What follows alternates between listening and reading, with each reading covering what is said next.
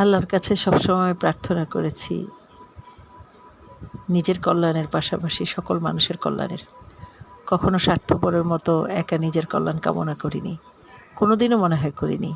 সবসময় চেয়েছি যে আমার সাথে সাথে আমার চারপাশের মানুষ সবাই ভালো থাকুক। এটাই কিন্তু নিয়ম। আপনি যখন একা ভালো থাকবেন, সেটা ভালো থাকা নয়।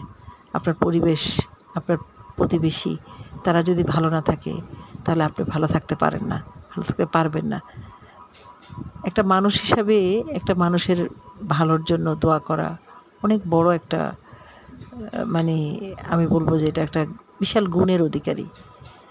আমরা এখন পৃথিবীতে যে পৃথিবীতে বাস করছি, এই পৃথিবীরই একটা প্রান্তে অসহায় ফিলিস্তিনিদের উপর নির্মম অত্যাচার, নির্মম কঠোরতা, নির্মম উপহাস চলছে। সারা বিশ্ব যে যেখান থেকে পারে সবাই সাহায্য করলে আসলে এটা কখনোই সম্ভব হতো না। কিন্তু আমরা মানুষরা বড় স্বার্থপর। আমরা এখন সবাই ঘরকোনো হয়ে গেছি। একমাত্র নিজেকে ছাড়া, নিজের পরিবার ছাড়া আমরা আসলে কিছুই ভাবতে পারি না। তা আল্লাহ তাআলা আমাদের এই অবস্থা থেকে মুক্তি দান করুক। আজকে বাংলাদেশে সাধারণ মানুষেরা প্রতিবাদ জানাচ্ছে।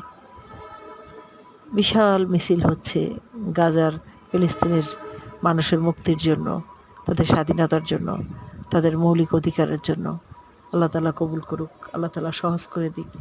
এই সব জিনিসগুলো, আমাদের দোয়াগুলো কবুল হোক। তাহলে আমাদের এই পৃথিবীটা সুন্দর হবে, আমাদের আকাশটা হবে উন্মুক্ত, প্রশান্তময়, আমাদের চারপাশটা হবে নির্লিপ্ত। ভালো থাকা অনেক সহজ।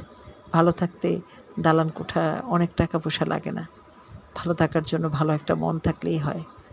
তাহলে দেখবেন যে অল্প খেয়ে অল্প পড়েও জীবনে সুখী হওয়া যায়।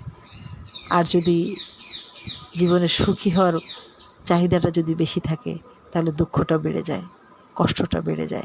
এজন্য সবসময় অল্পর মধ্যেই জীবনটাকে সুখী করার চেষ্টা করতে হয়। চেষ্টা করার এটাই কৌশল। সৃষ্টিকর্তা আপনাকে যা দিয়েছে তা আপনার, যা আপনাকে দেয়নি তা আপনার না। ওটার দিকে তাকিয়ে লাভ নেই। তাই নিজের অবস্থার মধ্যে সুখী থাকার চেষ্টা করা আর অন্যের সাথে সুসম্পর্ক রাখা। আমার চমৎকার এই বাগানটা আপনাদেরকে দেখাচ্ছি ঘুরে ঘুরে, আর এই ভিডিওটা করছি। আসলে আমার জীবনে আমার অনেক বড় প্রাপ্তি হলো আমার এই বাগান, আমার এই বাড়ি।